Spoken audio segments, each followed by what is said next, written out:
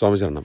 ഭഗവാൻ അയ്യപ്പനെ തേടിയുള്ള പരമ്പരാഗത കാനനയാത്ര ആദ്യം എരുമേലിയിൽ നിന്ന് 3.5 കിലോമീറ്റർ യാത്ര ചെയ്യുമ്പോൾ വന്നെത്തുന്ന പേരൂർ തോട് എന്ന സ്ഥലത്താണ്. ഭഗവാന്റെ പാദസ്പർശം കൊണ്ട് അനുഗ്രഹീതമായ സ്ഥലമാണ് പേരൂർ തോട് എന്നാണ് ഭക്തരുടെ വിശ്വാസം. പേരൂർ തോട്ടിൽ നിന്നും നമ്മൾ കോട്ടപ്പടിയിൽ നിന്നും ഇരുമ്പൂന്നിക്കര എന്ന സ്ഥലത്താണ് ഇപ്പോൾ ഉള്ളത്. ഇരുമ്പൂന്നിക്കരയിലൂടെയാണ് നമ്മൾ കാനനയാത്രയുടെ ആദ്യഘട്ടം ആരംഭിക്കുന്നത്.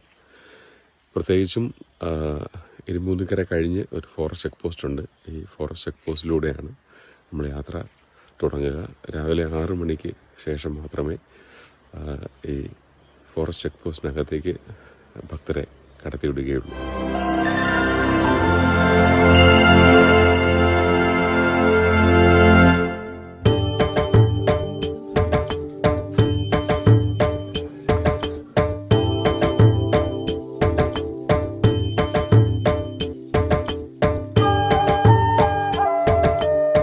കാളകെട്ടി 6 കിലോമീറ്റർ, അടുത്തക്കടവ് 7, കല്ലടാങ്കുന്ന് 9, മുക്കുഴി 11, പുതുശ്ശേരി 17 കിലോമീറ്റർ നടക്കണം നമ്മൾ ഇന്ന് ഇവിടുന്ന്.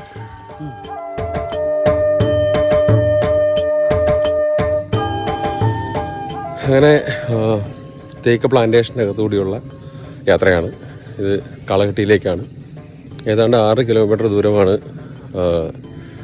നമ്മളുടെ ഫോറസ്റ്റ് ചെക്ക് പോസ്റ്റിന് ശേഷം ഉള്ളത്.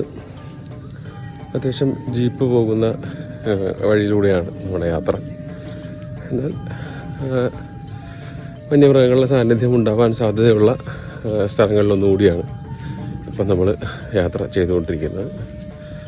ഇപ്പോൾ സീസൺ തുടങ്ങുന്ന ദിവസം ആയിട്ടും അത്യാവശ്യം കാനന പാത വഴി, പരമ്പരാഗത ശബരിമല പാത വഴി അല്ലെങ്കിൽ കാനന പാത വഴി പോകുന്ന ആളുകൾ അല്ലെങ്കിൽ ഭക്തന്മാരുണ്ട് എന്ന് തന്നെ പറയാം.